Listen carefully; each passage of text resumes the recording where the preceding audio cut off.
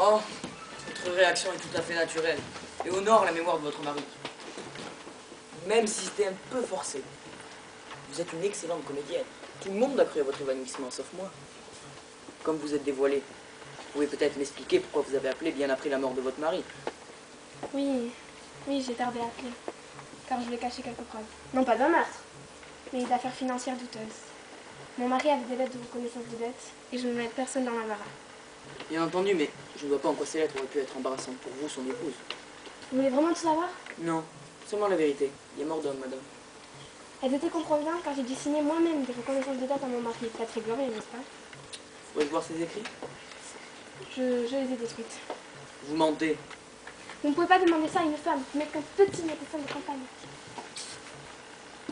Madame, je suis tenue par le secret professionnel. La situation m'oblige à connaître les raisons de vos dettes. Tenez, servez-vous, c'est sur un petit meuble.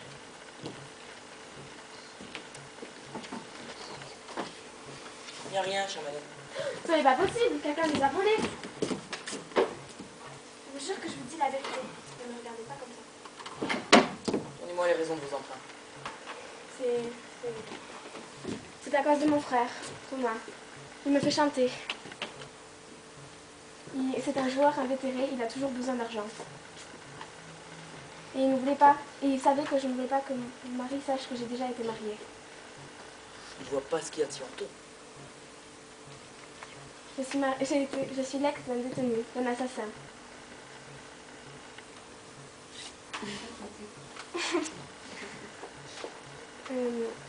Vous savez bien que dans notre milieu, un deuxième mariage est difficile à accepter. Alors avec un tel passé, je ne vous en parle même pas. De toute façon, ce petit jeu devenait pénible pour moi. Je comptais vous en parler. Bien, nous verrons cela plus tard. Je me permets simplement de noter ces reconnaissances de dette. Je m'explique désormais ce retard pour m'appeler. Vous pouvez... Madame, permettez-moi de mener cette enquête de manière officielle ici, tant que nous serons tous bloqués. Faites, je serai très reconnaissante de vous solliciter. Informez tous vos invités. À partir de maintenant, chaque personne sera consignée dans sa chambre. Cette salle fera office d'interrogatoire. Et je commencerai par Sylvain Hans, si vous le permettez. Je lui demande de descendre.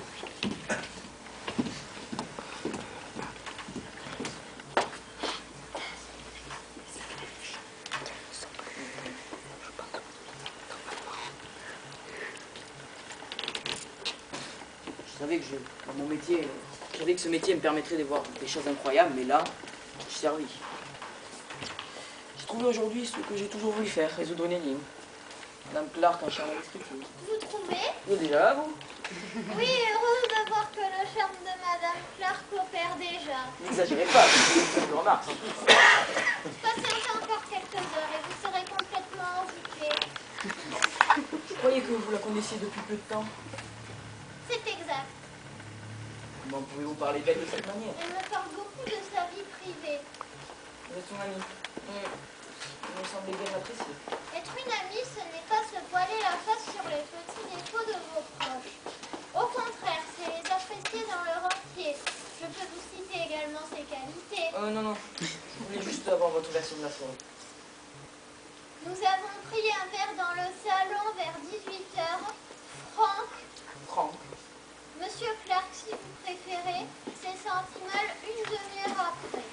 Il avait d'horribles douleurs. Ils ont été trois à le transporter dans sa chambre. Caroline Mappy, Charlotte Temp et bien entendu Alice Clark. Vous n'avez pas souhaité les accompagner? Non, j'étais venue pour passer un week-end agréable, pas pour faire de l'assistanat. Faire un malaise, d'accord, mais de là à penser qu'il allait me mener. De plus, je vous rappelle que je ne connaissais pas très bien Monsieur Clark.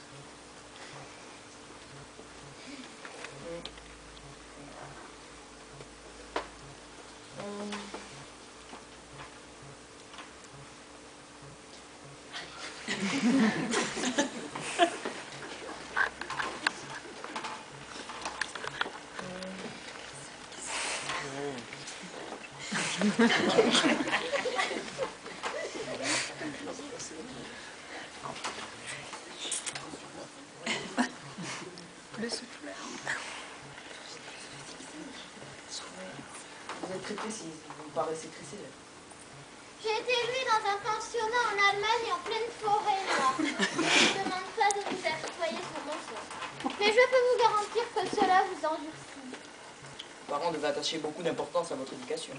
Je ne les ai jamais connus. Ils ont juste eu la largesse de verser les fonds nécessaires pour mon éducation jusqu'à ma majorité. Vous ne connaissez pas vos parents? Non, je ne me fais pas d'illusions. Quand on vous abandonne, on ne vous laisse pas une petite carte avec une adresse ou un nom. Je vous signale que je ne vois pas bien le rapport entre ma vie privée et notre histoire aujourd'hui. Oh, nous bavardons, simplement. Mais parfois, les gens vous révèlent des détails, malgré eux. Que voulez-vous dire? Rien, je pensais à votre voix. Est-ce que ce sera tout? Oui, oui, vous pouvez regagner votre chambre. Je me repose rarement, vous savez. Certaines expériences vous font voir la vie autrement. Si vous avez besoin de moi, faites-moi signe. Oui. Demandez à Madame Mapuy et Mademoiselle Thème si vous sentez. Comptez sur moi comme si c'était fait. Tranche femme, si jeune et déjà si endurcie. En attendant, je n'ai pas beaucoup avancé, moi. À part ce mystérieux maître chanteur, mais une simple histoire d'argent serait trop banale. Essayons d'en savoir plus avec deux proches de la famille. Asseyez-vous, je vous en prie.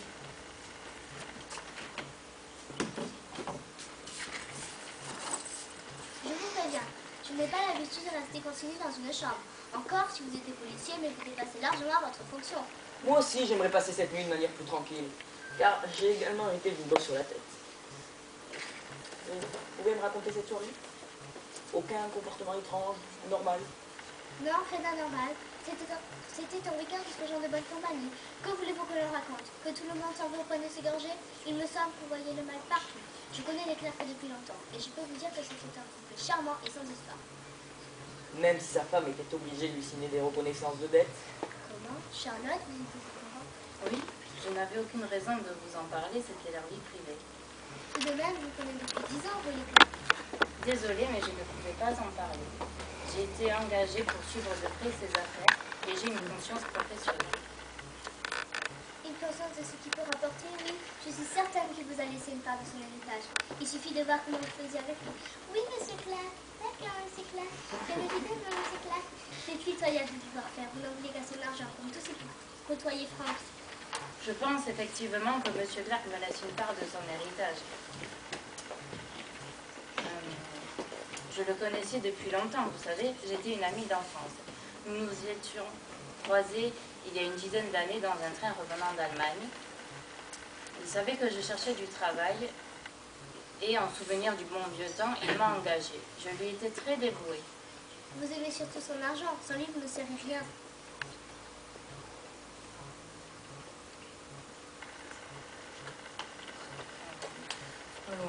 Ne vous emportez pas. Madame Thème, je vous félicite d'aller droit au but. C'est tout à votre honneur. Vous êtes sûr?